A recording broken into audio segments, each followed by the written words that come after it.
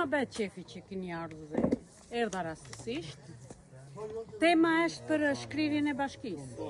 Unë nuk kategorikisht nuk dua që bashkia të prishet. Sepse nuk kemi mundësi neve i kemi këtu, edhe juve keni shumë punë, se nuk është një fshat e dy, po janë me qindra, edhe nuk në realizohen ato që kërkojnë. Jo të shkrihet që neve nuk do kemi asnjë rrugë zgjidhje. Unë jam kategorikisht me gjithë burin tim, me gjithë fëmijët e mi, që të mos shkrihet, dhe jam e para që dal edhe në protest.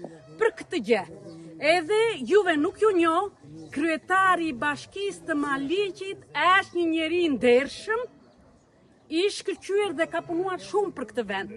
Po të duan le të ngrihen, po të duan le mos ngrihen.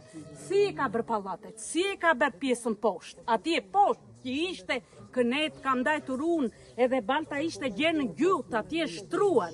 Këto neve duhet i dim. Unë kam vetëm një diçka, duhet në ndihmoni juve të bashkisë, ta shkruani atje për kanalizimet.